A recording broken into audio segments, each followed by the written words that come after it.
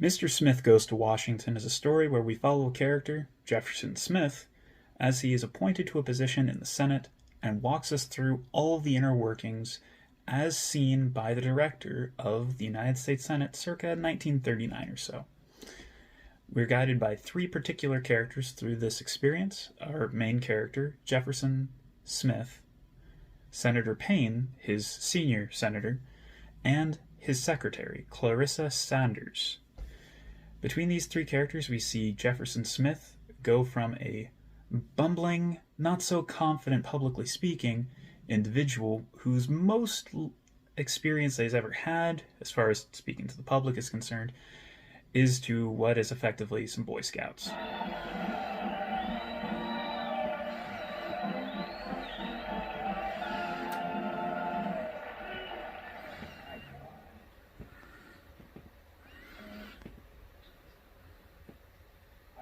I can't help feeling that there's been a big mistake somehow.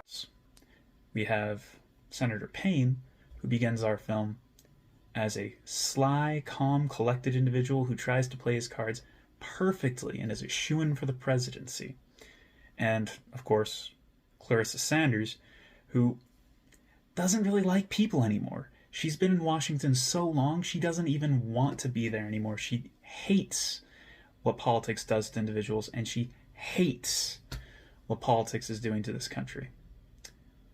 We then see the three of them, at the end of the film, dramatically different individuals. We see Jefferson Smith turned into a confident individual who just wants to do right by the world and addresses in a filibuster to the entire United States Senate. It's just the blood and bone and sinew of this democracy that some great men handed down to the human race, that's all. We see his counter, Senator Payne. Jeff, just like your father. Even as I have. Same old agreement, too. Now, one look at you and I can see him. Back at his own roll-top desk, hat and all, getting out his paper. Always kept his head on his head so as to be ready to do battle. Almost the opposite, as he regresses to be ashamed of himself and falls apart right in the middle of the Senate floor.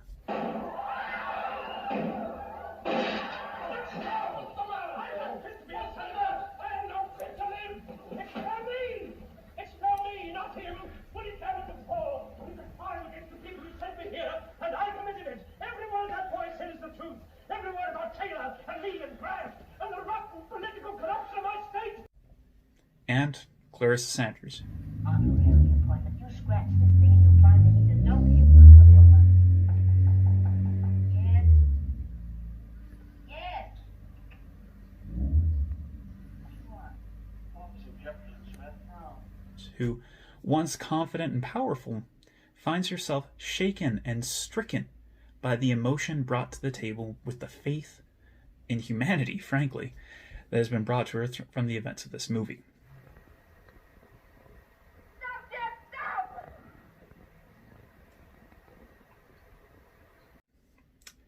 So, what are the things that happen in this film that take us from point A to point B for each one of these characters? Well, we can explain a little bit of this through anticipation attribution for Jefferson Smith. Now, anticipation attribution, that's like when you prime somebody for something. For instance, according to a study that I got from a Kelly Yarkin-Levin, more or less, if you tell somebody good things about someone and you show them a speech about this person, and the speech reflects well upon this individual in question that you haven't met yet, and then I have you meet this person, your predisposition, because of the socialization that I've given you from the anticipation attribution, is going to be positive. You're going to think better about this individual. Well, Jefferson Smith throughout this film, actually at the very beginning, is the biggest U.S. history nut. He is the most prideful in America. He can recite to you the Constitution, Declaration of Independence, and the Emancipation Proclamation from memory. This guy quotes Jefferson and Lincoln like people might recite song lyrics. When he arrives in Washington, he goes as far as to take a 5-hour 5-hour tour of Washington, D.C. There is no doubt in anybody's mind, as is expressed through every individual in the film, that he is the most proud American that anybody could have ever asked for. This has primed him through the anticipation attribution that the powers that be, the government that has been brought to us, must be good. Well, given his first run-in with the press, where he's made to look like a fool, he starts to see more about how things work. After he starts finding out more about some of the bills that are being passed and tries to make his own bill for a boys' camp, he starts to see that even the most good things in the world have a dark underbelly to them. So this naivete that he had from this anticipation attribution begins to slowly crumble over time. Now, this is from language and interaction. He doesn't have many positive interactions with anybody other than Senator Payne, who he looks up to greatly. Senator Payne was one of his father's business partners. To our understanding, they worked really close in the past. They don't go into a lot of details on how they interacted, but what we do know is that Senator Payne was good friends with Jefferson Smith's father. Jefferson Smith therefore looks up to him and tries to make the best out of everything that Senator Payne could be, until he learns that Senator Payne is bought out. This is where we start talking a little bit about him. Now, Senator Payne operates a lot more on threat and opportunity and network interactions.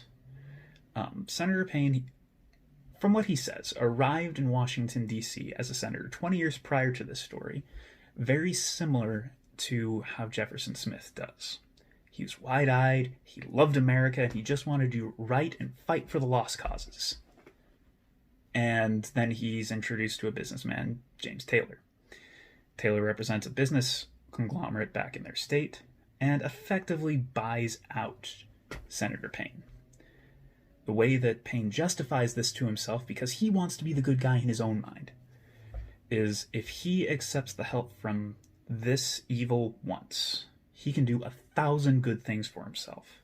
1,000 good things for other individuals, people back in his state and all over America. Well, this doesn't really stop, and as we see when we get to this film, he has gone as far as to sell out his own state in an area where Jefferson Smith was planning to put a boys' camp to help bring up the youth of America.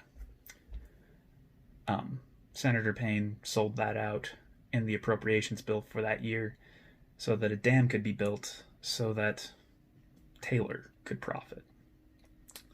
You can imagine how Jefferson Smith felt when he found out, when he saw the conclusive evidence that Senator Payne was a crook. Well, he didn't actually believe it until Senator Payne forced the interaction of opportunity on to Jefferson Smith. What made his entire anticipation affirmation fall apart for this figure that he idolized was when Senator Payne tried to sell him out. Senator Payne played along with Taylor in order to frame Jefferson Smith for things that he didn't do. Tried to make him out to be the crook that, frankly, Senator Payne was rather than Smith. Something of passing off that line. However,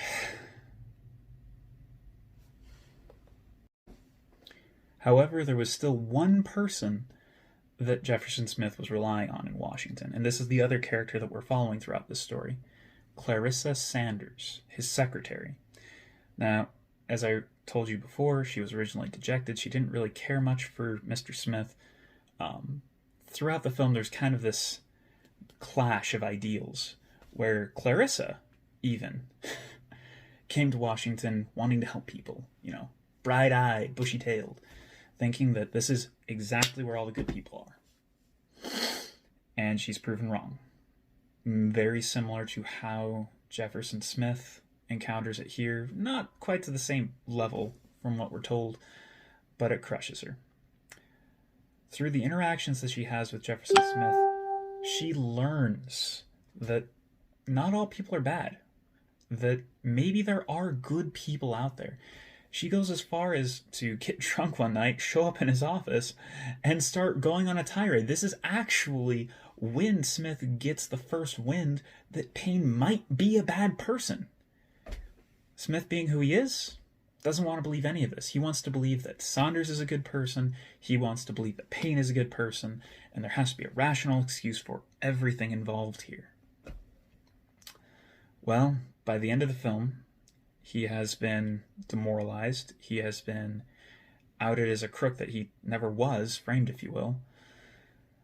And he still fights for what he believes in. He stands in a filibuster in front of Congress and demands satisfaction for all of the people of his state. Not just for his state, but for the boys of America.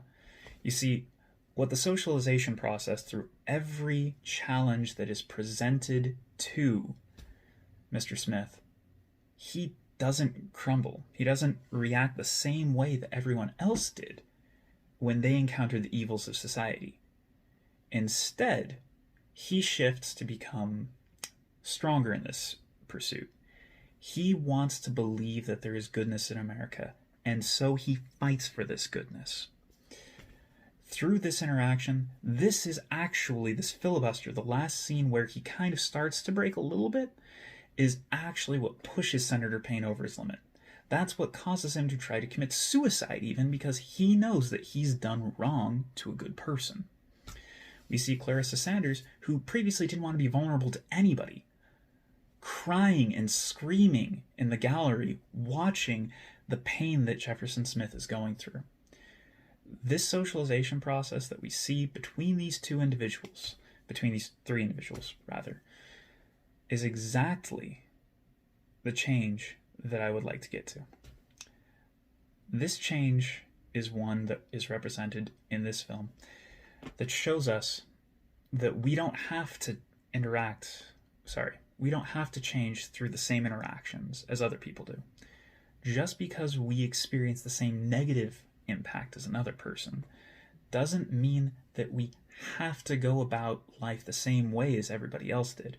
No, we can change differently. We can be the Mr. Smiths in our story, where we hold on to our morals but become wiser because of our interactions. We can become like Clarissa, and even if we're jaded today, we can find new meaning. We can find new inspiration to become stronger and better individuals. And just like Senator Payne even, we can find ways to atone for ourselves. We can always come clean through these interactions. This is what we can learn from Mr. Smith Goes to Washington, a story from 1939 that holds true about how we can interact with each other till today in 2020. Pardon. Thank you for coming and listening to me. It was great talking to you. It was great sharing some of the insights that I have about this classic film. I highly suggest watching it if you haven't already. Have a great day.